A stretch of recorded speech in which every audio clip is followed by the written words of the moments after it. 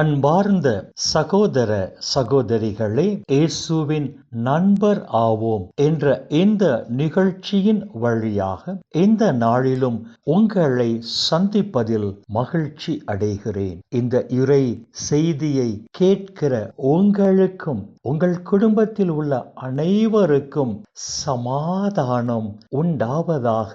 ஆமென். அன்பு சகோதராம், அன்பு சகோதரி, இன்றைய நாளின் தியானத்திற்காக நாம் எடுத்துக்கொண்ட இறை வார்த்தை புனித லூக்கா எழுதிய நற்செய்தி 2ஆம் அதிகாரம் 11வது இறை வார்த்தை. இன்று ஆண்டவராகிய மெசியா என்னும் மீட்பர் உங்களுக்காக தாவீதின் ஊரில் பிறந்திருக்கிறார் என்று வான தூதர் இடையர்களை பார்த்து சொல்வதாக இந்த இறை வார்த்தைகள் அமைந்திருக்கின்றன. இந்த இறை வார்த்தைகள் ஒரு அழகான உண்மையை நமக்கு எடுத்துரைக்கின்றன. ஆண்டவராகிய மெசியா உங்களுக்காக தாவீதின் ஊரில் மீட்பராக பிறந்திருக்கிறார் என்று வான தூதர் இடையர்களை பார்த்து சொல்லுகிறார். அர்த்தம் என்ன? ஆண்டவர் இயேசு இந்த உலகில் மனிதனாக பிறந்தது நமக்காக, நம் ஒவ்வொருவர் மீட்புக்காக தான் ஆண்டவர் இயேசு இந்த உலகில் மனிதனாக பிறந்தார் என்ற ஒரு அழகான உண்மையை இந்த இறை வார்த்தைகள் தெளிவாக எடுத்து சொல்லுகின்றன. ஆண்டவர் இயேசு இந்த உலகில் மனிதனாக பிறக்கவில்லை என்று சொன்னால், கடவுள் சாத்தானுக்கும் அதன் தூதருக்கும் ஏற்பாடு செய்து வைத்திருந்த நரகத்திற்கு தான் நாம் அனைவரும் சென்றிருப்போம் என்பதை மறந்துவிட வேண்டாம். ஆனால் பரலோக பிதா நம்மீது வைத்த அளவு கடந்த அன்பினால் தன் ஒரே மகன் இயேசுவை இந்த உலகில் மனிதனாக பிறக்கும்படி செய்து அவர் வழியாக நரக அழிவிலிருந்து நம்மை மீட்டெடுத்து அவர் வழியாகவே விண்ணக ராஜ்யத்தை நாம் சொந்தமாக்கி கொள்ளும்படி செய்திருக்கிறார் என்று சொன்னால், பரலோக பிதாவின் அன்பிற்கு ஈடாக நாம் என்ன நன்றி சொல்ல போகிறோம்? கடவுள் தன்மையில் விளங்கிய ஆண்டவர் இயேசு எல்லாவற்றையும் துறந்து தன்னையே வெறுமையாக்கி நமக்காக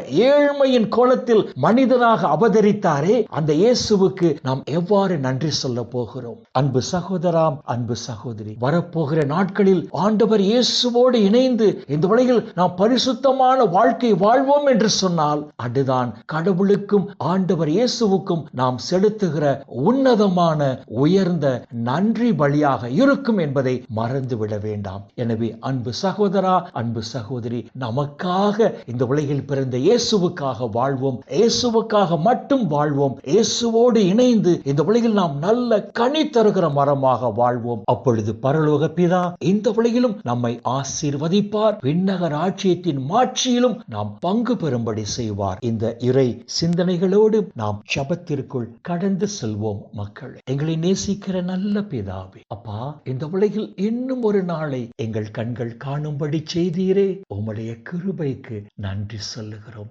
அப்பா, எங்களுக்காக உம்முடைய ஒரே மகன் இந்த உலகில் மனிதனாக பிறக்கும்படி செய்து நரக அழிவிலிருந்து எங்களை மீட்டெடுத்து விண்ணக ராஜ்யத்தை நாங்கள் சொந்தமாக்கி கொள்ளும்படி செய்தீரே. அப்பா, உம்முடைய அளவு கடந்த அன்பிற்கு நாங்கள் நன்றி சொல்லுகிறோம். அப்பா, எங்கள் நன்றியை உமக்கு தெரிவிக்கும் வகையில் வரப்போகிற நாட்களில் நாங்கள் ஆண்டவர் இயேசுவோடு இணைந்து அவரோடு ஒன்றித்து வாழ்ந்து நாங்கள் பெற்றுக்கொண்ட தெய்வீக அருளில் நிலைத்து நிற்கும் போது, அப்பா பிதாவே, இந்த உலகிலும் தேவரீர் எங்களை ஆசீர்வதித்து அந்த விண்ணக ராஜ்யத்தின் மாட்சியிலும் நாங்கள் பங்கு கொள்ளும்படி செய்வீராக. அப்பா பிதாவே, இந்த இறை செய்தியை கேட்கிற அனைத்து மக்களையும் அவர்கள் குடும்பங்களையும் விண்ணக ஒளி பீடத்திலிருந்து தேவரீர் ஆசீர்வதிப்பீராக. அப்பா, இந்த இறை செய்தியை கேட்கிற உம்முடைய பிள்ளைகள் உம்முடைய நிறைவான ஆசீரால் இந்த நாளில் எந்த குறையும் இன்றி மன நிறைவோடு, மன மகிழ்ச்சியோடு, மன அமைதியோடு, நலமோடு வாழ கிருபை செய்வீராக. இயேசுவின் பரிசுத்த நாமத்தில் ஜெபிக்கிறோம் நல்ல பிதாவே. ஆமென், ஆமென், ஆமென்.